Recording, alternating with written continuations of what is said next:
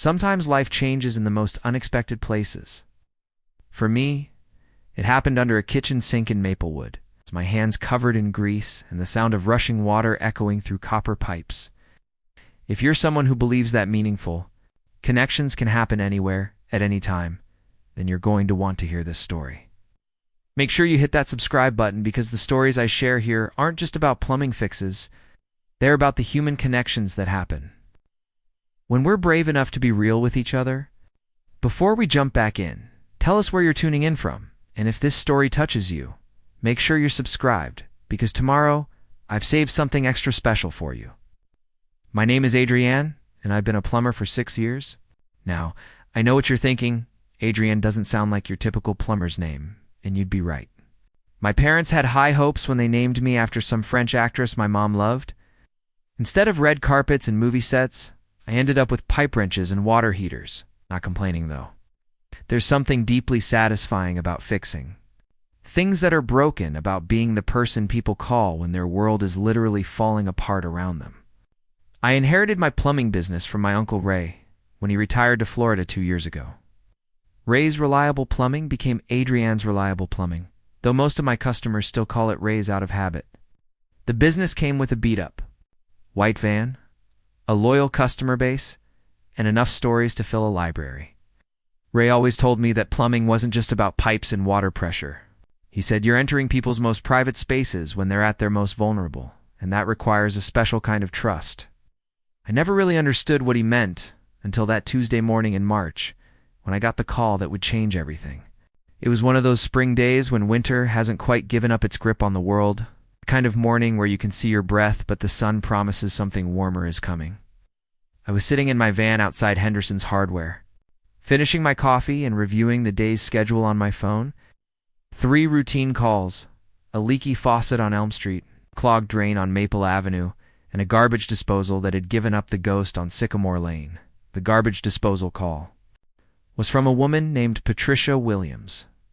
Her voice on the voicemail had been calm but slightly exasperated, the way people sound when they've tried everything they know how to try and finally admitted defeat. Hi, this is Patricia Williams at 847 Sycamore Lane. My garbage disposal seems to have died sometime last night, and there's water everywhere.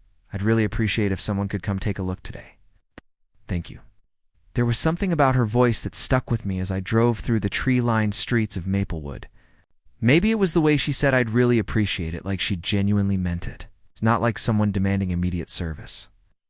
Or maybe it was the slight hesitation before she said her address, like she wasn't used to asking for help. Sycamore Lane was one of those streets that made you believe in the American dream. Older homes with character, well-maintained lawns, and enough mature trees to make you forget you were only 20 minutes from downtown. Number 847 was a Victorian-style house painted sage green with white trim. The kind of place that whispered stories about Sunday dinners and Christmas mornings and lives well lived. I grabbed my toolbox and headed up the brick walkway. The front door was heavy wood with a stained glass window that caught the morning light and scattered it across the porch in jewel tones. I knocked and waited, hearing footsteps approach from inside. When the door opened, I had to consciously remember to close my mouth. Patricia Williams was not what I had expected.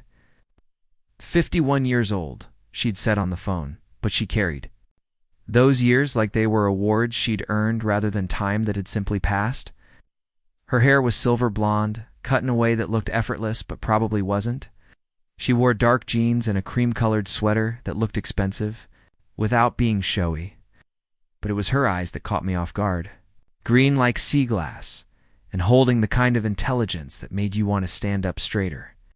You must be from Ray's Plumbing, she said, extending her hand. Her grip was firm, confident. I'm Patricia. Thank you for coming so quickly. Actually, it's Adrienne's Plumbing now, I said, probably sounding more awkward than I intended. I'm Adrienne. Ray was my uncle.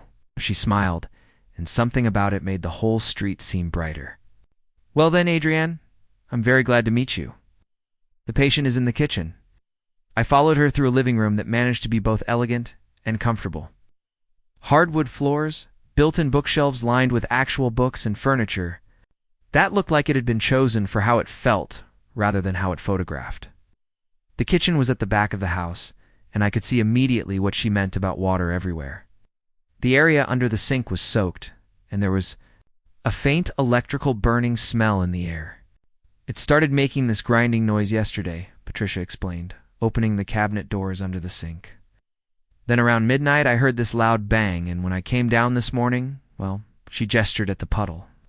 I knelt down and peered into the cabinet.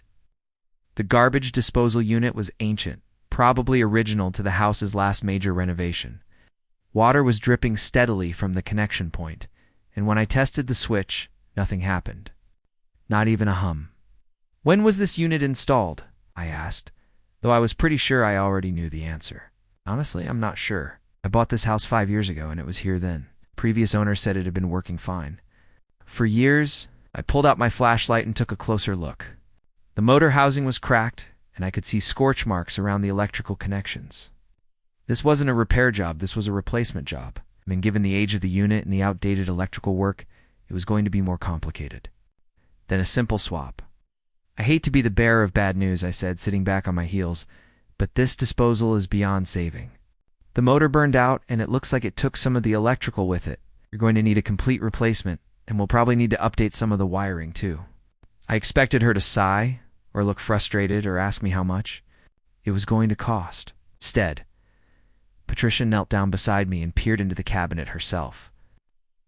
I was surprised by the request, but I moved over to give her room and pointed out the cracked housing, that burned wiring, and the water damage to the cabinet floor.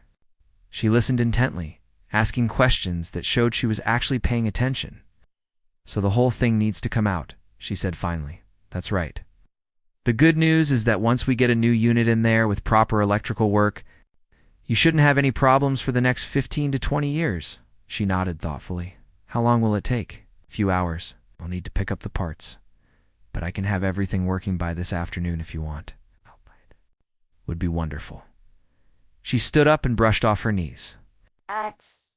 Can I ask you something, Adrienne? Sure. Do you drink coffee? I just made a fresh pot, and it seems silly for you to work on an empty stomach while I sit here doing nothing. I almost said no automatically. I had other calls to make, and Uncle Ray had always taught me to maintain professional boundaries. But something about the way she asked, not like she was trying to be polite, but like she genuinely wanted the company, made me reconsider. Coffee sounds great, I heard myself saying. She poured 2 mugs from a coffee maker that looked like it cost more than my van payment, and we sat at her kitchen table. The coffee was incredible, rich and smooth in a way that made my usual gas station brew taste like motor oil. So how does someone named Adrienne end up in the plumbing business? She asked, wrapping her hands around her mug. I found myself telling her about Uncle Ray, about inheriting the business, about how I'd always been good with my hands but never quite fit into the traditional paths everyone expected me to take. She listened without interrupting, occasionally nodding or asking a follow-up question that showed she was really hearing what I was saying. What about you? I asked eventually. No? What do you do when you're not dealing with catastrophic garbage? Disposal failures? I'm in real estate, she said. Residential sales, mostly in this area. I help people find houses that feel like home. Do you like it? She paused, considering the question longer than I expected. I'm good at it, she said finally. I understand what people are looking for even when they don't know themselves. But do I like it? She shrugged. Some days. There was something in that pause, in the way she deflected slightly, that made me curious. But before I could ask, anything else? Her phone buzzed on the counter. Excuse me for just a second, she said, glancing at the screen. Preparing and narrating this story took us a lot of time, so if you are enjoying it, subscribe to our channel. It means a lot to us. Now back to the story. Her expression shifted slightly, becoming more guarded. I should take this. She stepped into the next room, but I could hear her side of the conversation anyway. Hi, David. Well, I told you I'd call you back. I'm busy right now. That's not really your concern anymore, is it? The conversation continued in that vein for a few more minutes, her voice getting tighter with each exchange. When she came back into the kitchen, some of the easy warmth from before had disappeared. Sorry about that, she said, but didn't elaborate. Everything okay? Just some unfinished business that refuses to stay unfinished? She forced a smile. More coffee? I could sense the shift in mood, so I stood up and gathered my tools. I should get started on this disposal. The sooner I get the old one out, the sooner I can get to the hardware store for the replacement, of course. Be in my office if you need anything. It's just down the hall.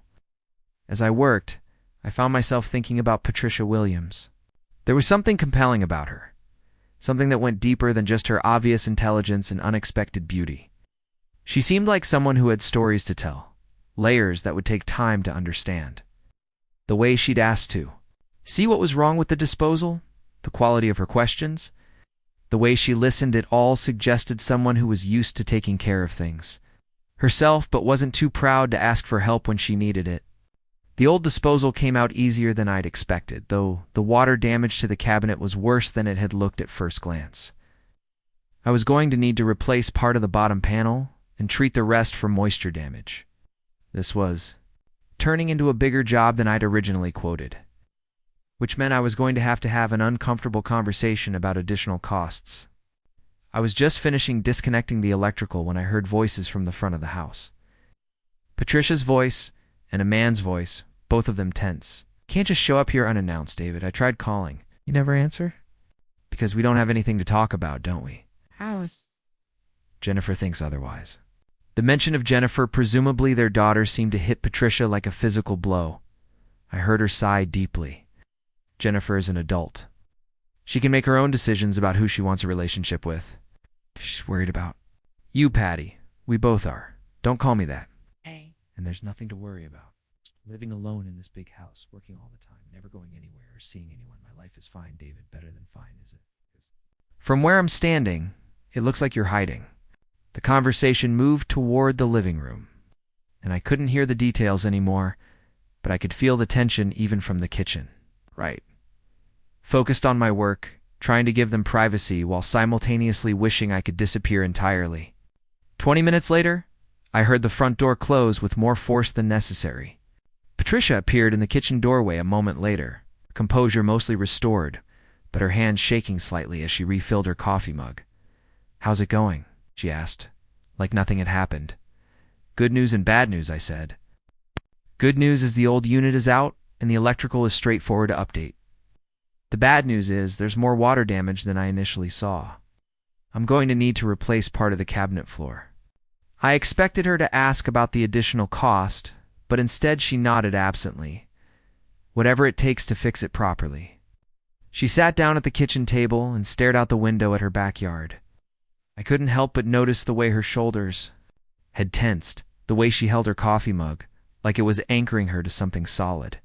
"Are you okay?" I asked, then immediately regretted it. Uncle Ray's voice echoed in my head. "Mind your own business. Fix the pipes. Get paid. Move on." Patricia looked at me for a long moment like she was deciding something. Finally, she smiled. But it was different from the smile that had greeted me at the door. This one was tired, real. "That was my ex-husband," she said. "We've been divorced for 3 years, but he seems to think that gives him the right to check up on my life choices. It sounds complicated. David thinks I'm having some kind of midlife crisis because I'm not dating anyone and I don't." "Want to remarry?" She laughed, but there wasn't much humor in it. "He can't understand that maybe I'm exactly where I want to be." I kept working while she talked, installing the new electrical connections and testing the circuit. Something about having my hands busy made it easier to listen, and something about my not looking directly at her seemed to make it easier for her to share. "We were married for 22 years, she continued. "Got married right out of college. Had Jennifer 2 years later. I thought we were happy. Turns out happy and comfortable aren't the same thing. What changed? Or maybe I just finally admitted who I'd always been underneath all the expectations." She stood up and moved to the window. David wanted a wife who would make dinner parties and join the country club and be content organizing charity galas for the rest of her life. And for a long time, I tried to be that person. But you weren't. No, I wasn't. And when I finally said so, when I finally said I wanted something different, he couldn't handle it. Said I was being selfish, that I was destroying our family for some fantasy about who I thought I was. I finished the electrical work and started measuring for the new disposal unit. "What did you want that was so threatening?" Patricia was quiet for so long, I thought she wasn't going to answer. When she finally spoke, her voice was soft, almost wondering. "I wanted to matter, not just as someone's wife or someone's mother, but as myself. I wanted to make decisions and take risks, and maybe even fail at something that was completely mine." She turned back toward me. "Does that sound crazy? It sounds like the sanest thing I've heard in a while." Her smile this time was genuine. Reaching her eyes, "Thank you for saying that." I packed up my tools and checked my watch. "I need to run to the supply house to get your new disposal. It should take about an hour round trip, then another hour to install it. Will you be here?" "I'll be here. I work from home most days now." Another life choice David doesn't understand. As I loaded my van, I found myself looking forward to coming back in a way that had nothing to do with completing the job. Patricia Williams was unlike anyone I'd met before. Sophisticated but not pretentious. Vulnerable but not fragile. And there was something about the way she'd opened up to me, a stranger with a pipe wrench, that suggested she was just as surprised by our conversation as I was. The drive to Henderson's Hardware gave me time to think about what she'd said about wanting to matter as herself. I understood that feeling more than I probably should have. How many times had people looked at me and seen only the plumber, the service person, the girl who couldn't have done anything else? How many times had I felt like I had to justify my choices to people who couldn't see past their own assumptions? Maybe that's why Patricia's story resonated with me. Maybe that's why I found myself hoping that this afternoon would bring more than just a successfully installed garbage disposal. Maybe, for the first time in a long time, I was curious about what came next. Little did I know that when I returned to 847 Sycamore Lane, Patricia Williams would say something that would change both of our lives forever. The hardware store was busier than usual for a Tuesday afternoon. I found myself standing in the plumbing aisle, staring at garbage disposal units, but thinking about Patricia's words. I wanted to matter as myself. The phrase kept echoing in my mind as I compared specifications and warranty information. There was something raw and honest about the way she'd said it, like she was admitting something she'd never spoken aloud before.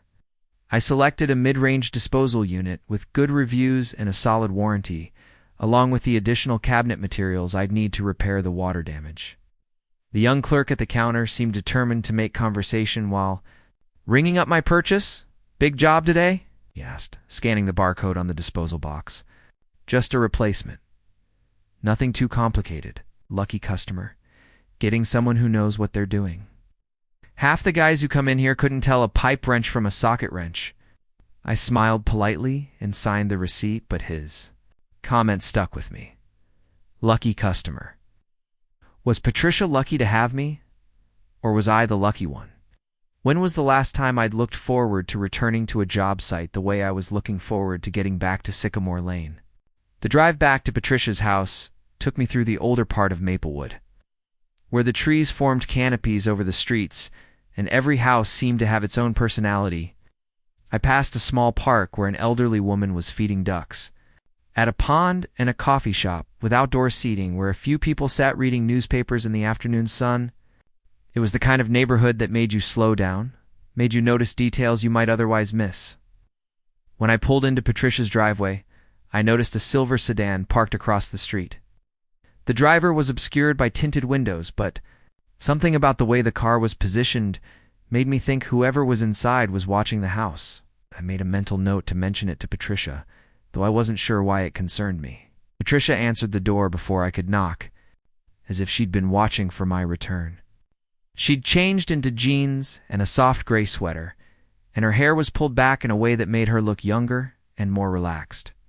"Perfect timing," she said, holding the door open. "I just finished a conference call from hell and I need something concrete and fixable to focus on." "Well, you're in luck. Garbage disposals are about as concrete and fixable as problems get." She followed me to the kitchen and sat at the table while I unpacked my supplies. There was something comfortable about her presence that I wasn't used to experiencing with customers. Usually people either hovered anxiously or disappeared entirely, leaving me to work in solitude. Patricia found a middle ground, present but not intrusive, interested but not demanding. "Can I ask you something?" she said as I began fitting the new disposal unit into place. "Shoot. How did you know this was what you wanted to do?" "Plumbing, I mean. It's not exactly a traditional career path for someone your age." I positioned the mounting assembly and tested the fit before answering. Honestly, I didn't know for a long time. I went to college for business, thinking I'd end up in some corporate office somewhere. But I spent summers working with Uncle Ray, and I realized I loved the problem-solving aspect of it. Every call is different. Every challenge requires you to think on your feet, and you're good at it. I like to think so. But more than that, I like that when I leave a job, something that was broken is working again. There's immediate satisfaction in that. Patricia nodded thoughtfully. Envy that clarity. In real estate, especially the way I practice it, success is more ambiguous. Sure, I close deals and make money, but did I really help that family find their dream home? Or did I just facilitate a transaction? I connected the drain lines, checking for proper alignment. What would real success look like to you? That's the question, isn't it? She stood up and moved to the window again, a gesture I was beginning to recognize as her thinking pose. For so many years, success was defined by other people's expectations. Good wife, good mother, active in the community. Check, check, check. But what do I want success to look like? Have you always been in real estate? No, actually. I was a teacher for the first 10 years of my marriage. Elementary school, 3rd grade. I loved it, but David thought it wasn't practical long-term. It's not enough money, not enough prestige. He convinced me to get my real estate license, said it would be more flexible for raising Jennifer and more lucrative. Was he right, Patricia? Laughed, but there was an edge to it. He was right about the money. We built a very comfortable life on my real estate commissions. But flexible? Only if you consider being on call 24 hours a day, 7 days a week flexible. One tested the electrical connections and flipped the switch. The new disposal hummed to life smoothly, a sharp contrast to the grinding death rattle of its predecessor. Try running some water, I suggested. Patricia moved to the sink and turned on the faucet. The disposal handled the water flow perfectly. No leaks, no unusual noises. "It sounds so much better," she said, genuinely pleased. "It should give you years of trouble-free service. Just remember not to put anything too fibrous down there. No grease. And run cold water while you're using it." "I'll remember." Achoo! Turned off the water and leaned against the counter. "Adrienne, can I tell you something that might sound strange? This is the first time in months that I've had a normal conversation with someone who isn't trying to sell me something, fix my life, or convince me I'm making a mistake." I looked up from packing my tools, surprised by the sudden vulnerability in her voice. "What do you mean?" "My ex-husband thinks I'm having a breakdown. My daughter thinks I'm depressed. My colleagues think I'm going through a phase. Everyone has an opinion about what Patricia should be doing with her life." She paused, choosing her words carefully.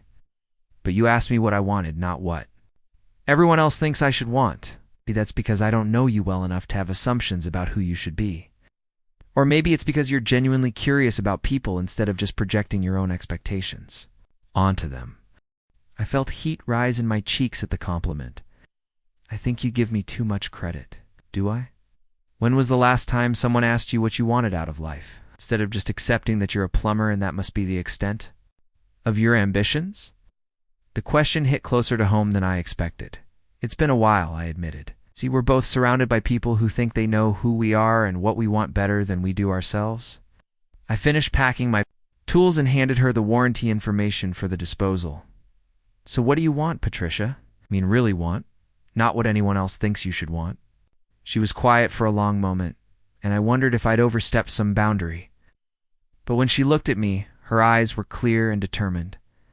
"I want to matter," she said, "not as an extension of someone else, but as myself. I want to make choices based on what feels right to me, not what looks right to other people. I want to stop apologizing for taking up space in my own life." Those don't sound like unreasonable things to want. You'd be surprised how many people disagree with that assessment. I calculated the total for the job, including the additional materials for the cabinet repair, and wrote up the invoice. When I handed it to her, She glanced at the amount and nodded without question. "This might be presumptuous," she said, reaching for her checkbook, "but would you like to stay for lunch?" I was planning to make a salad, and it seemed silly to eat alone when there's someone here I actually enjoy talking to. The invitation caught me off guard. Uncle Ray's professional boundaries voice, warnings in my head, but it was drowned out by genuine interest in continuing our conversation. "I don't want to impose, you wouldn't be imposing. I'm asking in that case, lunch sounds great." Patricia's salad turned out to be a masterpiece of fresh ingredients and careful composition. Mixed greens, cherry tomatoes, avocado, candied pecans, and a vinaigrette that tasted like she'd made it from scratch. We sat at her kitchen table with plates that looked like they belonged in a magazine, and I found myself more relaxed than I'd been in weeks. "Tell me about your family," she said. "Are your parents still around?" "My mom is. She lives in Arizona. Now spends her time playing golf and complaining about the heat. My dad died when I was in high school." "I'm sorry." "Thanks." "It was sudden heart attack. He was only 46. I think that's part of why I ended up in this business, actually. Uncle Ray stepped in when my dad couldn't, taught me that having reliable skills meant I'd never have to depend on anyone else. For security? Smart man." "What does your mother think about your career choice?" I laughed. "She's still holding out hope that I'll meet someone who'll support me so I can quit getting my hands dirty for a living. She doesn't quite understand that I like getting my hands dirty. Parents have a way of seeing the world through the lens of their own experiences. My mother spent her entire life believing that a woman's security came through marriage. I got divorced. She couldn't understand why I didn't immediately start looking for husband number 2. And now? Now she's given up on me entirely. Last conversation we had, she told me I was too old to be going through a rebellious phase and too young to give up on happiness. What did you tell her?" Patricia smiled. Told her that maybe happiness looks different than she thinks it does. We talked through lunch about books we'd read, places we'd traveled, dreams we'd abandoned, and dreams we'd discovered. Patricia had spent a summer in Italy during college and still spoke enough Italian to order food and ask for directions. Told her about my plan to restore a vintage motorcycle I'd bought at an estate sale, a project that had been sitting in my garage for 2 years waiting for the right time to start. "What's stopping you?" she asked. "Time, mostly. And maybe fear that I'll get it apart and not be able to put it back together." "But you take apart plumbing systems and put them back together all the time. That's different." "And plumbing is—" "My job? I know what I'm doing. The motorcycle is just for fun." "Maybe that's exactly why you should do it. Because it's just for fun. Because you want to, not because you have to." After lunch, Patricia walked me to the door. The silver sedan was gone from across the street, but I noticed a different car, a dark SUV, parked 2 houses down. "Patricia, can I ask you something?" "Of course." "Have you noticed anyone watching your house lately? Cars that don't belong in the neighborhood?" Her expression shifted, becoming more guarded. "Why do you ask? Just something I noticed?" When I got back from the hardware store, it's probably nothing, but it seemed odd. She was quiet for a moment, then nodded slowly. "There have been a few things. It's calls where no one speaks when I answer. Cars that seem to follow the same route I take." I told myself I was being paranoid. Maybe you should trust your instincts. Or maybe David is having me followed to prove. I'm unstable. The words came out bitter, tired. He's done stranger things. If you're concerned about your safety, you should call the police. And tell them what? That I have a feeling someone's watching me? That my ex-husband is worried? About my mental health? And might be checking up on me? She shook her head. I sound paranoid even to myself.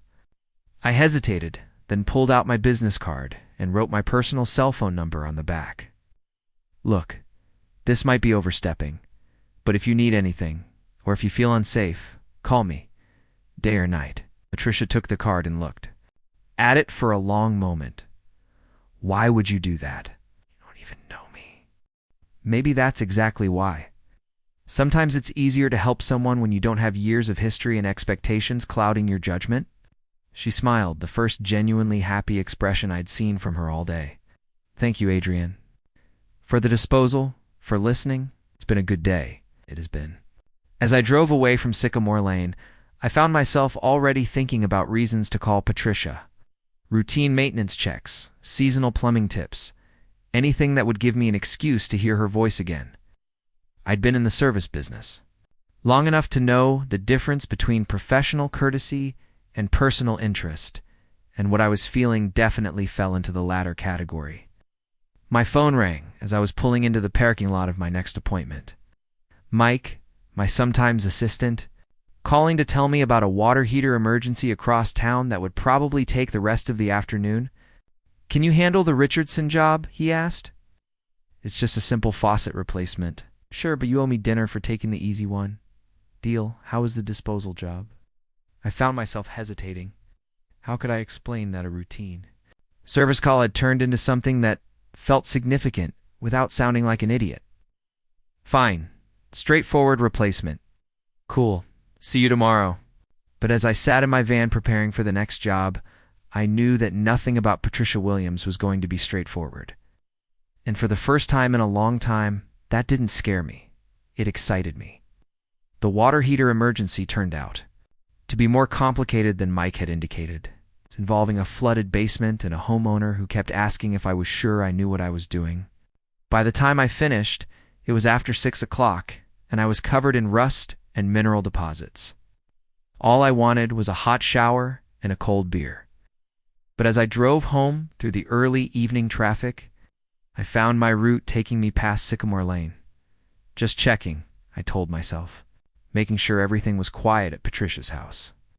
The street looked peaceful. No strange cars, no obvious signs of surveillance. Patricia's house glowed warmly in the gathering dusk, lights on in what looked like the living room and kitchen. I almost kept driving. Almost. But something made me slow down, and that's when I saw her. Patricia was standing at her front window talking on the phone. Even from the street, I could see the tension in her posture, the way she kept looking out at the street. When she saw my van, she raised her hand in a small wave. I pulled into her driveway, not sure what I was doing, but knowing I couldn't just drive away. She met me at the door before I could knock. "I was hoping you'd come back," she said, and something in her voice told me this wasn't about plumbing. Patricia's relief was visible as she stepped back to let me inside. The warmth of her house enveloped me, a sharp contrast to the cool evening air and the tension I could feel radiating from her. "That was my business partner on the phone," she said, closing the door and turning the deadbolt. "Roberto Martinez. He's been getting some strange calls at the office, people asking about my listings, my schedule, where I live." I followed her into the living room, noticing how she checked the front window again before sitting down. "What kind of people?" "That's just it." Roberto said they wouldn't identify themselves, claimed to be potential clients, but asked all the wrong questions.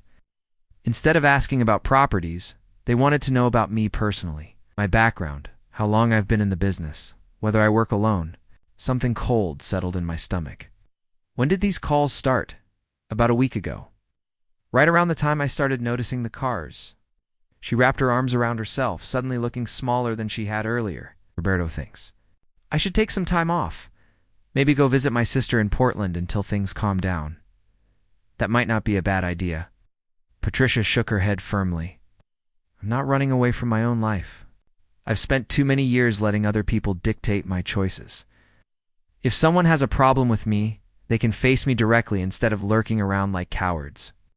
There was steel in her voice, but I could see the fear underneath it. Patricia. Williams was tough, but she wasn't stupid. Whatever was happening, it was escalating. "Have you considered that this might not be about you personally?" I asked. "Maybe someone thinks you have access to something, or information about a property or a client." "I've been thinking about that all afternoon. Most of my current listings are pretty standard suburban homes. Nothing that would warrant this kind of attention. Unless..." She trailed off, her expression changing. "Unless what?" "There is one property. I just listed it last month, and it's been nothing but problems since day one. The owner's desperate to sell, but every time we get close to a deal, something goes wrong. Inspections reveal issues that weren't there before. Financing falls through. At the last minute, buyers get cold feet for no apparent reason." I leaned forward, interested despite myself. "What makes this property different?" Patricia stood up and walked to a cabinet in the corner of the room. She pulled out a thick folder and brought it back to the couch. The owner's a man named Vincent Caruso. He inherited the house from his uncle about 6 months ago. Victorian era, downtown district. Needs some renovation, but basically sound. Should have sold within weeks. She opened the folder and showed me photographs of an elegant old house with intricate woodwork and stained glass windows. Even in the pictures, I could see it had good bones and tons of character. It's beautiful, I said. What's the problem? Vincent says his uncle was something of a recluse. Lived in the house for 40 years without making many changes. When Vincent inherited it, he found some unusual things in the basement. Old furniture, boxes of papers, some antique items. He had most of it appraised and donated to charity, but he kept a few pieces he thought might be valuable. Family heirlooms? That's what he assumed. But last week, a man showed up at his door claiming that some of those items belonged to his family, that Vincent's uncle had stolen them decades ago. Vincent told him to prove it legally or leave him alone. The pieces were starting to form a picture I didn't like. That's when your problems started. The very next day, the man said his name was Anthony Ricci, and he wasn't alone. Said there were 2 other men with him, and they made it clear that they weren't planning to go through legal channels to get what they wanted. I felt my hands clench into fists without conscious thought. Did Vincent go to the police? He tried. But Ricci and his friends haven't technically done anything illegal yet. They haven't threatened anyone directly, haven't trespassed, haven't stolen anything. They're just making Vincent's life difficult, and apparently extending that. Courtesy to anyone trying to help him sell the house, including you, including me. Patricia closed the folder and set it aside. Roberto thinks I should drop the listing, let Vincent find another agent. But the commission on that sale would cover my mortgage for 6 months, and Vincent is a decent man who doesn't deserve to be bullied. I understood her dilemma, but I didn't like where this was heading. Patricia, if these people are willing to harass potential buyers and investigate your personal life, they're not going to stop just because you're stubborn. So what do you suggest? That I cave to intimidation tactics? That I teach them that threatening a woman will get them what they want? Her eyes flashed with anger, and I realized I'd touched a nerve deeper than just this current situation. Patricia Williams had been pushed around before, and she was done with it. I'm not suggesting you give up, I said carefully. I'm suggesting you be smart about it. If these guys are connected to organized crime, and the family name Ricci suggests they might be, then you're playing a game with rules you don't understand. Maybe. Or maybe they're just bullies who count on people being too scared to stand up to them. Before I could respond, the doorbell rang. Patricia froze, her face going pale. It was after 7 o'clock, not a typical time for social calls or business visits. Are you expecting anyone? I asked quietly. She shook her head. The doorbell rang again, followed by firm knocking. Patricia started to stand, but I gestured for her to stay put. Let me look, I said, moving to the front window and carefully peering around the edge of the curtain. 2 men stood on Patricia's front porch. One was in his 40s, well-dressed in a dark suit that probably cost more than most people's monthly salary. The other was younger, built like a bouncer, wearing jeans and a leather jacket. The older man checked his watch impatiently, while the younger one scanned the street like he was watching for trouble. Do you recognize them? I whispered. Patricia joined me at the window, staying well back from the glass. When she saw the men, her breath caught. The older one looks like the description Vincent gave me of Anthony Ricci. The knocking became more insistent. Then we heard a voice, smooth and polite, but carrying an undertone of authority that made my skin crawl. Ms. Williams, we know you're home. We just want to have a conversation about a mutual acquaintance.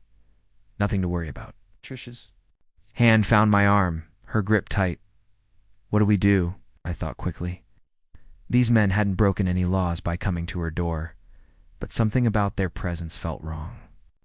The way they positioned themselves, the way the younger man kept watch, the carefully neutral phrasing of their request. This wasn't a social call. Do you have a back door? I asked. Through the kitchen? Yes. Is there somewhere you can go? A neighbor who would let you stay the night? Mrs. Thompson next door. She's been asking me to have coffee for months. Good. Go pack a quick bag, use the back door, and go to Mrs. Thompson's. Call Roberto and tell him what's happening. If these guys are still here in 10 minutes, Call the police. What about you? I'm going to answer the door and see what they want. Patricia stared at me like I'd lost my mind. Adrienne, you don't understand. These aren't people you want to get involved with. Maybe not. But I'm already involved. The knocking stopped, and we heard footsteps on the porch. The men were walking around the house, probably checking for other entrances. We were running out of time. Patricia, go. Now. She hesitated for one more second, then kissed me quickly. On the cheek? Be careful, she whispered, and disappeared toward the back of the house. I waited until I heard the back door close quietly, then took a deep breath and walked to the front door. I could see the shapes of the men through the frosted glass, and I knew they could see me too. Can I help you? I called through the door. We're looking for Patricia Williams, the older man replied. Are you a friend of hers? Just finished a job and was getting ready to leave. There was a pause, and I could hear muffled conversation. Then the man spoke again. Would you mind opening the door? We have some business to discuss with Ms. Williams, and it would be easier if we could all talk face to face. She's not here. Right now, you could try calling her office tomorrow. I think she is here, the man said, and his tone had shifted slightly. Still polite, but with an edge that suggested his patience was limited. Her car's in the driveway, and we saw lights on in the house. I looked through the peephole and saw that both men were now facing the door directly. The younger one had his hands in his jacket pockets in a way that made me nervous. Like I said, she stepped out. I'm just cleaning up my tools and I'll be leaving in a few minutes. Maybe we could wait inside until she gets back. I don't think that's a good idea. Another pause, longer this time, and I heard the older man sigh. Look, miss, we're not here to cause any trouble. We just need to have a conversation with Ms. Williams about a business matter. A property she's trying to sell that involves some items that belong to my family. You're Anthony Ricci. I am, and you are. Someone who thinks you should make an appointment through proper channels instead of showing up at people's houses after dark. I heard him chuckle, but there was no humor in it. You've got spirit, I'll give you that. But this really isn't your concern. When you're standing on the front porch of someone I care about, making them feel unsafe in their own home, it becomes my concern. The words were out before I could stop them, and I immediately regretted being so direct. But something about the situation, about Patricia's fear, and these men's casual intimidation, triggered something protective in me that I didn't know existed. Interesting, Ricci said. And what exactly is your relationship to Ms. Williams? Like I told you, I'm her plumber. Plumbers don't usually care about their customers' personal safety unless there's something more going on. I didn't answer, hoping that silence would encourage them to leave. Instead, I heard footsteps moving away from the door, then the sound of car doors opening and closing, but they didn't drive away. Through the window, I could see they'd moved to their car, but were still parked across the street. My phone buzzed with a text message. Patricia, from Mrs. Thompson's house next door. Are they gone? I texted back. Still watching the house? Stay where you are. 20 minutes passed. Didn't move, didn't get out of their car, didn't do anything except sit there with a clear view of Patricia's front door. It was a message, and the message was clear. We know where you live.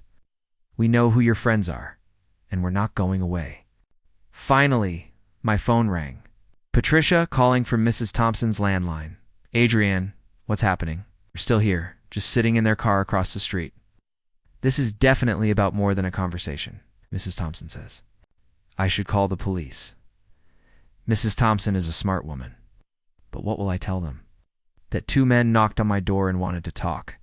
She was right, and we both knew it. Until Ricci and his friend actually did something illegal, the police couldn't do much beyond asking them to move along. And men like this knew exactly how far they could push without crossing legal lines. Patricia, I think you should seriously consider Roberto's suggestion about taking some time away. This isn't just about selling a house anymore. I know, she said quietly. I've been thinking about that. But leaving feels like letting them win. Sometimes tactical retreat is the smartest strategy. Would you do it if you were in my position? I thought about it honestly. Would I run from men like Anthony Ricci?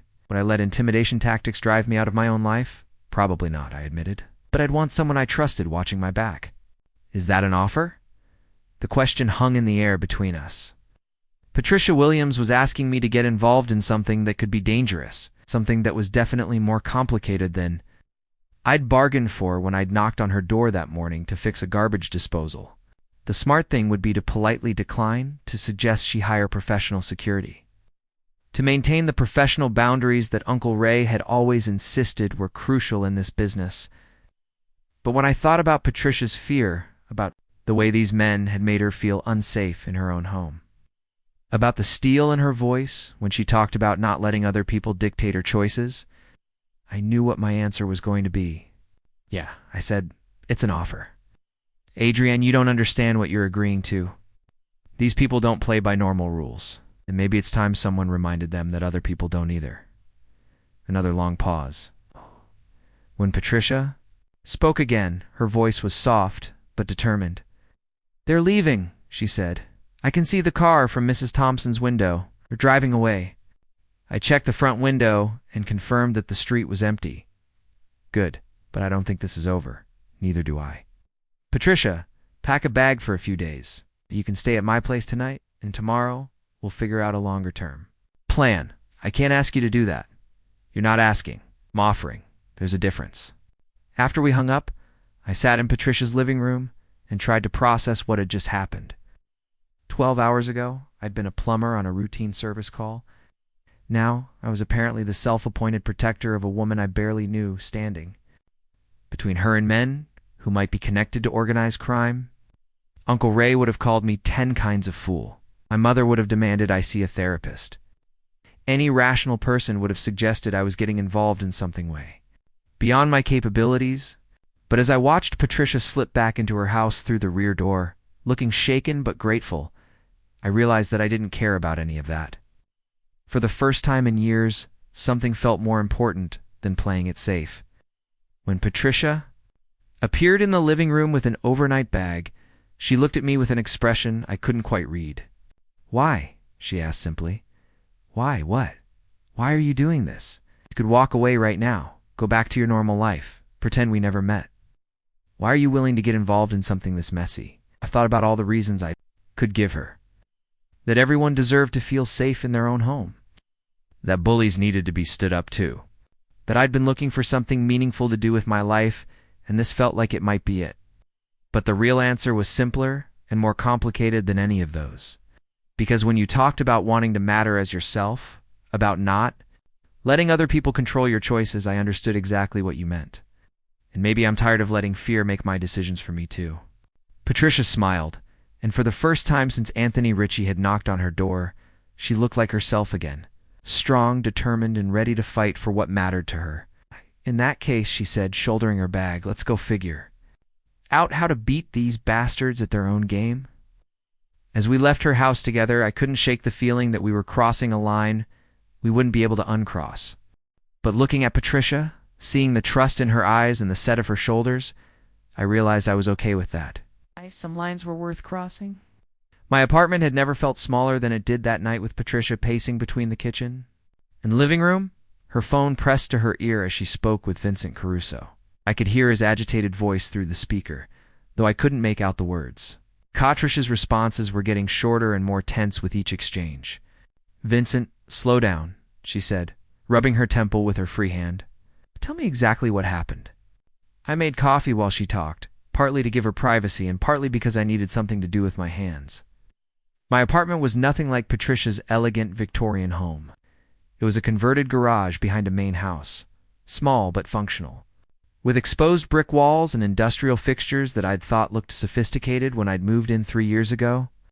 Now, watching Patricia navigate the cramped space, it just looked cramped. They what? Patricia's voice had gone sharp with alarm. When? Turned off the coffee maker and gave her my full attention. Whatever Vincent was telling her, it wasn't. Good news. Okay, listen to me carefully, Patricia said, her voice taking on the authoritative tone I imagined she used when negotiating real estate deals. Don't go back to the house tonight. Find somewhere else to stay. A hotel, a friend's place, anywhere but there. And Vincent, call the police this time. I don't care if they think you're overreacting." She ended the call and stood motionless for a moment, staring at her phone like it might provide answers to questions she didn't want to ask. "What happened?" I asked, though I was pretty sure I didn't want to hear the answer. "Someone broke into Vincent's house tonight. They didn't take anything valuable. Nothing obvious anyway. But they went through everything. Drawers pulled out. Cushions overturned, papers scattered everywhere. Vincent said it looked like they were searching for something specific. The items from his uncle's estate? That's what Vincent thinks. But here's the thing, Adrienne. He moved all the valuable pieces to a storage unit last week after Ricci's first visit. Whatever they were looking for, they didn't find it. I handed her a cup of coffee and tried to process what this meant. So now they know he doesn't have what they want, or they think he's hiding it somewhere else. Either way, this escalates things considerably." Patricia sat down on my couch, cradling her coffee cup like it was providing warmth she desperately needed. In the lamplight of my small living room, she looked older than she had that morning, worn down by the weight of circumstances she'd never asked for. "There's something else," she said quietly. "Vincent told me what his uncle actually left him. It's not just family heirlooms or antique furniture." "What is it?" "Documents, financial records, photographs, correspondence." Vincent's uncle was apparently some kind of bookkeeper for local businesses back in the 1970s and 80s. He kept copies of everything, including records for companies that may not have been entirely legitimate. The pieces clicked into place with an almost audible snap. Ricci isn't after stolen family heirlooms. He's after evidence. Evidence that could implicate him or his associates in crimes committed decades ago. Vincent said some of the papers mentioned money laundering, tax evasion, connections to businesses that were known fronts for organized crime activities. I sat down beside her, close enough to smell her perfume mixed with the lingering scent of fear. "Where are these documents now?" That's what I asked Vincent. He said he'd only skimmed through them, thought they were just old business records. When Ricci first showed up claiming stolen property, Vincent assumed he meant the furniture and jewelry. He never mentioned the papers, but he still has them, along with photographs that Vincent said showed his uncle with people he didn't recognize at what looked like business meetings or social events. It's names, dates, locations, all documented and preserved. I felt a chill that had nothing to do with the temperature in my apartment. "Tricia, if those documents contain evidence of organized crime activity, and if Anthony Ricci is connected to the people mentioned in them, then this isn't just about intimidation anymore. This is about survival." She nodded slowly. Vincent's uncle must have kept those records as insurance, protection against the people he was working for. But now Vincent has inherited that protection, along with everything else, and he doesn't even know it. Where is Vincent now? He's driving to his sister's house in Springfield. He won't be back until this gets resolved one way or another. My phone buzzed with a text message from an unknown number. When I read it, my blood went cold. "Tell your girlfriend that running away won't solve her problem. Some conversations can't be avoided forever." Patricia saw the expression on my face and reached for my phone. When she read the message, her face went white. "They have your number," she whispered. "Apparently so. How did they get your number?" I thought about it, retracing the events of the day. "I gave you my business card this morning. My cell number is on the back, but my house was locked when we left. These aren't people who are stopped by locked doors, Patricia." She stood up abruptly and walked to my small window that looked out onto the street. "What if they followed us here? What if they know where you live now, too?" I joined her at the window. The street was quiet, lined with modest homes and mature trees that cast long shadows under the streetlights. A few cars were parked along the curb, but nothing looked out of place. Still, I couldn't shake the feeling that we were being watched. "We need to call the police," I said, breaking and entering. Threatening text messages, harassment, that's enough for them to take this seriously. And tell them what? That we think some old documents might contain evidence of crimes committed 40 years ago. That we're being threatened by people who might be connected to organized crime. But we can't prove it. She was right, and we both knew it. Without concrete evidence or direct threats, the police would file a report and tell us to be careful. Meanwhile, Ricci and his associates would continue escalating their tactics until they got what they wanted. My phone rang, making us both jump. Unknown number, but I suspected I knew who it was. Answer it, Patricia said. Put it on speaker.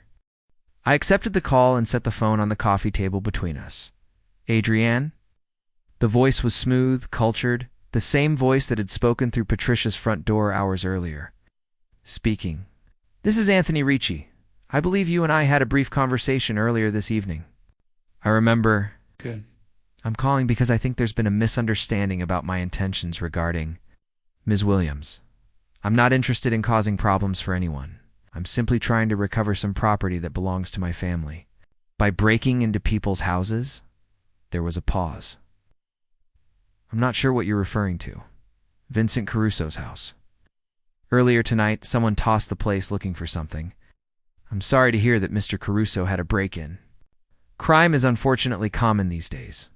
But I can assure you that neither I nor my associates had anything to do with that incident. His tone was perfectly reasonable, almost regretful. If I hadn't seen him standing on Patricia's front porch with his silent enforcer, I might have believed him. What exactly is it that you want? I asked. Some documents that belonged to my uncle. Family papers that were mistakenly included with the items Mr. Caruso inherited. Nothing of value to anyone outside the family, but they have sentimental importance. Family papers, correspondence, photographs, personal records, the kind of things people keep for memories rather than monetary value. Patricia was watching me intently, her hands clenched in her lap. We both knew Ricci was lying, but proving it was another matter entirely. Mr. Ricci, I'm just a plumber. I fix pipes and install water heaters. Whatever business you have with Ms. Williams or Mr. Caruso, it's not my concern. I'm glad to hear you say that, Adrienne, because I'd hate for an innocent person to get caught up in something that doesn't involve them. The threat was subtle but unmistakable. Are you threatening me, Mr. Ricci? Of course not. I'm simply pointing out that sometimes people get hurt when they involve themselves in situations they don't understand. It would be unfortunate if anything happened to you because of a misplaced sense of loyalty? Patricia grabbed my hand, her grip tight enough to leave marks. Her eyes were wide with fear, but underneath the fear was anger. Pure, clean rage at being cornered by someone who thought intimidation was a legitimate business tactic. I appreciate your concern for my safety, I said, surprised by how steady my voice sounded. But I make my own decisions about what I get involved in. You? How interesting. Most people are more practical when it comes to their personal safety. Most people haven't spent 6 years crawling around in basements and attics fixing other people's problems. I'm comfortable with uncomfortable situations, Ricci chuckled, but there was no warmth in it. Plumbing problems and family disputes are very different things, Adrienne. Are they? Both involve fixing things that are broken, dealing with pressure, and knowing when to call for backup. Another pause, longer this time. When Ricci spoke again, his tone had shifted slightly, less friendly, more direct. Ms. Williams has something that belongs to me. The longer she delays returning it, the more complicated this situation becomes for everyone involved. I'm sure you can understand that. What I understand is that you're harassing a woman who's trying to do her job. What I understand is that you're a very loyal friend. I respect that. But loyalty can be expensive, especially when it's misplaced. Patricia was shaking her head frantically, gesturing for me to end the call. But something about Ricci's tone, about the casual way he'd threatened both of us, made me push back harder instead of backing down. Mr. Ricci, let me be very clear about something. Patricia Williams is under my protection now. If anything happens to her, if she feels unsafe, if she so much as gets a parking ticket that seems suspicious, I'm going to assume you're responsible, and I'm going to respond accordingly. Silence stretched long enough that I wondered if he'd hung up. When he finally spoke, his voice was cold as winter. That's a very interesting position to take, Adrienne. I hope you've thought it through completely. I have. Good. Then you'll understand when I tell you that protection is a two-way street. You can't protect someone if you're not safe yourself. The line went dead. Patricia and I stared at each other across the sudden silence of my small apartment. Adrienne, what have you done? She whispered. I told him the truth. The truth. You just declared war on someone who probably has connections to organized crime. Maybe. Or maybe I called his bluff. Patricia stood up and started pacing again, running her hands through her hair. This isn't a game. These people don't bluff. they follow through, and we make sure we're ready for whatever they throw at us. How do we get ready for people like this? I thought about Uncle Ray, about the stories he'd told me about growing up in neighborhoods where people like Anthony Ricci made the rules. About the importance of standing up to bullies, even when you're scared, especially when you're scared. We do what your client should have done from the beginning, I said. God. We take those documents to the police, to the FBI, to whoever will. Listen, we make this public. We take away Ricci's advantage. Vincent will never agree to that. He just wants this to go away. Vincent doesn't get to make that choice anymore. Not after tonight. Not after they broke into his house and threatened. Both of us. Patricia stopped pacing and looked at me with an expression I couldn't read. You're serious about this? Completely serious? Even though it means putting yourself in danger for someone you barely know? I know enough. What does that mean? I stood up and moved closer to her, close enough to see the fear and determination warring in her green eyes. It means I know you're brave enough to stand up to your ex-husband when he tries to control your life. I know you're strong enough to build a career and raise a daughter on your own. I know you're honest enough to admit when you're scared, but stubborn enough not to let fear make your decisions for you. Adrienne. And I know that in one day you've made me feel more like myself than I have in years. So yeah, I'm willing to take some risks to make sure you stay safe. Patricia was quiet for a long moment, studying my face like she was trying to memorize it. Finally, she reached up and touched my cheek with fingers that were surprisingly warm. I'm 51 years old, she said softly. I've been married, divorced, raised a child, built a career, made mistakes, learned from them, made different mistakes. I thought I knew who I was and what I wanted out of life, and now I'm standing in a plumber's apartment, being threatened by criminals and feeling more alive than I have in years. She smiled, and it was like sunrise after a long night. I think I'm finally figuring out what I want. What's that? Someone who sees me clearly and chooses to stand with me anyway. Someone who doesn't try to protect me from my own choices, but supports me in making them. Someone who understands that being strong doesn't mean being unafraid. I felt my heart hammering against my ribs. Patricia, someone like you, she said, and kissed me. The kiss was soft at first, tentative, like she was asking a question. When I kissed her back, her arms went around my neck, and the question became an answer. She tasted like coffee and courage, like everything I'd been searching for without knowing I was searching. When we finally broke apart, she rested her forehead against mine.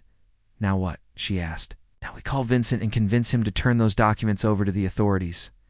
And then we figure out how to stay alive long enough for justice to take its course. And after that, we see what happens when two stubborn people decide to stop letting other people control their lives. Patricia smiled. I like the sound of that. Outside, a car engine started up and drove slowly past my building.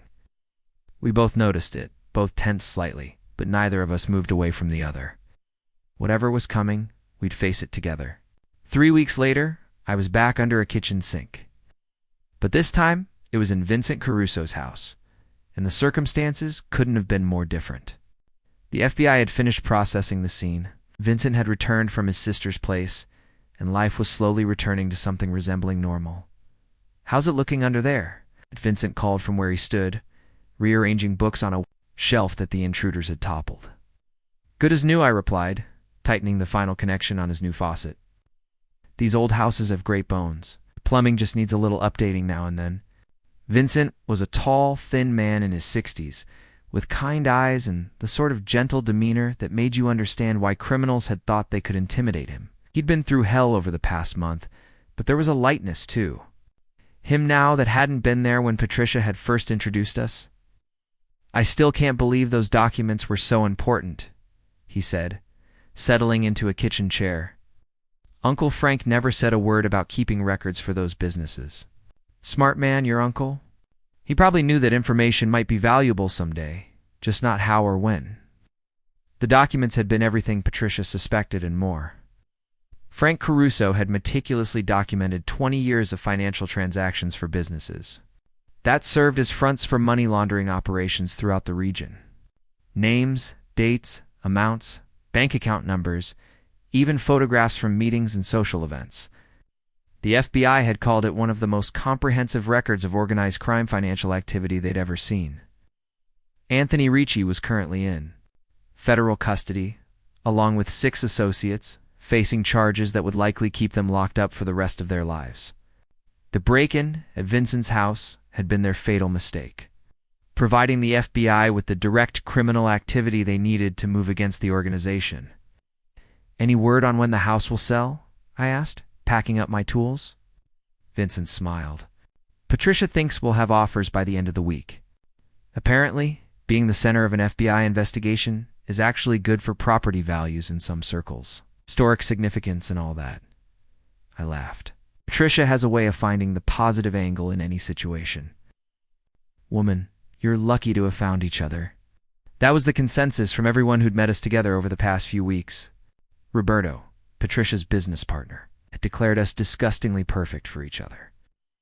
After watching us navigate the FBI interviews and media attention that had followed Ricci's arrest, Mrs. Thompson, Patricia's neighbor, had started leaving. Casseroles on her doorstep with notes suggesting we needed proper nutrition during stressful times. Even Patricia's daughter, Jennifer, who'd driven down from Boston when the story hit the news, had given me her grudging approval after a tense dinner where she'd interrogated me about my intentions toward her mother. She's been different since. "She met you," Jennifer had said, as we'd stood in Patricia's kitchen doing dishes. More like herself, if that makes sense. It did make sense. Patricia had been more like herself, too, more confident in her choices, more willing to speak up for what she wanted.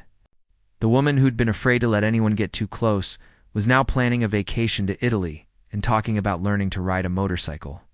My phone buzzed with a text from Patricia. "Dinner tonight? I'm making that pasta thing you liked." I texted back, "Can't wait. Finishing up at Vincent's now."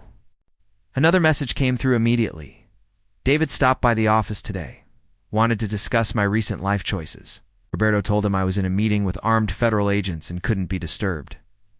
I grinned. Absent, since the news of his ex-wife's involvement in bringing down a crime organization had made the local papers.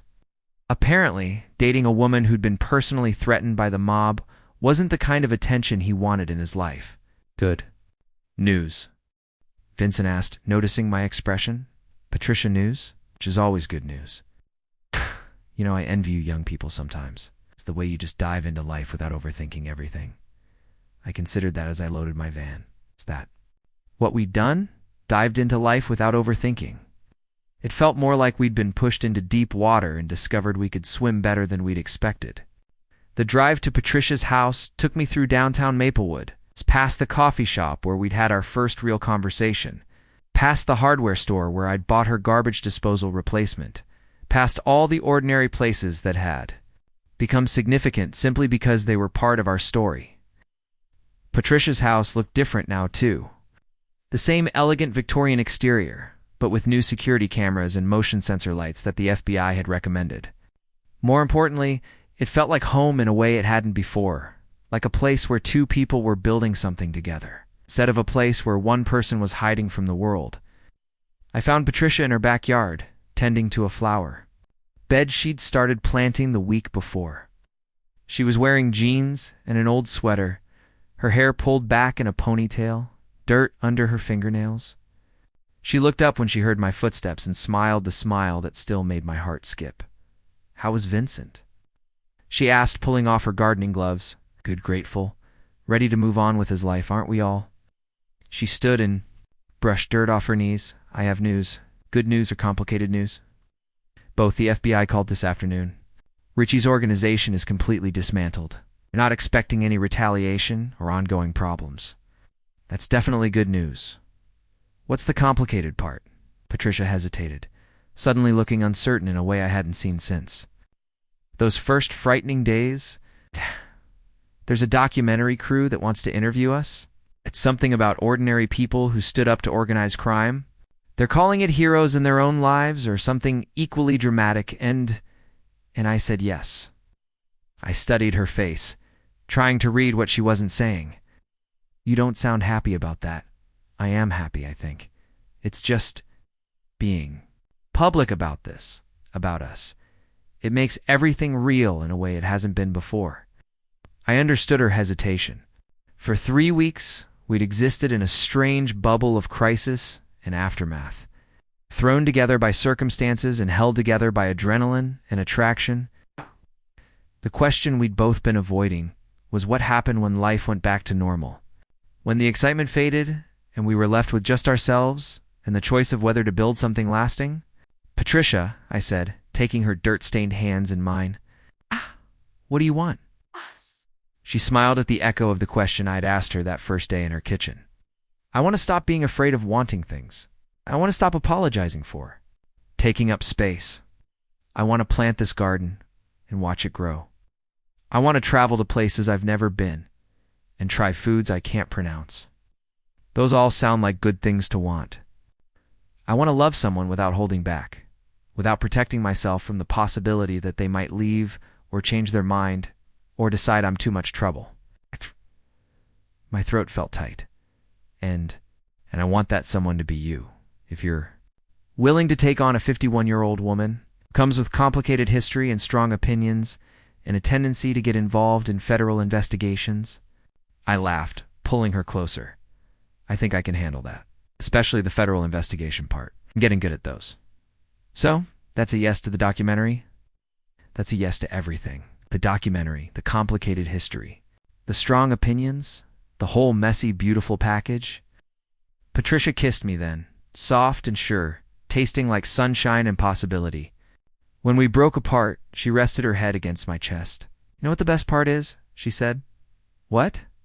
"I called you to fix my garbage disposal, and you ended up fixing everything else too. I don't think I fixed anything. I think you were just ready to let yourself be whole." She looked up at me with those sea-glass eyes that had captivated me from the first moment. "I'm 51 years old, and I finally know what I want." "Yeah, what's that?"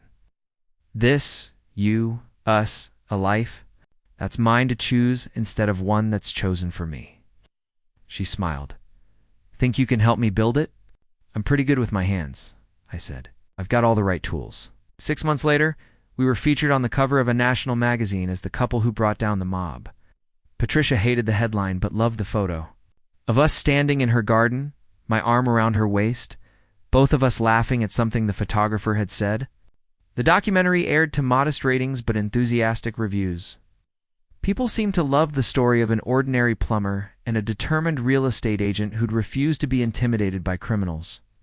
What they really loved, though, was the love story underneath it all. The way Patricia looked at me when she talked about finding someone who saw her clearly. The way I talked about meeting someone who made me want to be braver. We still get letters sometimes from people who say our story inspired them to take chances they'd been afraid to take, to stand up to bullies in their own lives, to believe that love can happen at any age and in any circumstances. Patricia keeps them all in a box in her office, right next to the warranty information for her garbage disposal. She says they remind her that sometimes the most ordinary moments can change everything if you're brave enough to let them. As for me, I'm still a plumber. I still fix pipes and install water heaters and help people when their perfectly ordered lives spring unexpected leaks. But now I come home to Patricia's house, to her laughter and her strong opinions and her tendency to leave coffee cups in impossible places. I come home to love that's real and complicated and worth every risk we took to find it. And sometimes, when I'm under someone's kitchen sink working on a problem that seems impossible to solve, I remember that the best things in life often start with the simplest question, "Can you help me fix this?" The answer I've learned is almost always yes. Up next, you've got 2 more standout stories right on your screen. If this one hit the mark, you won't want to pass these up. Just click and check them out.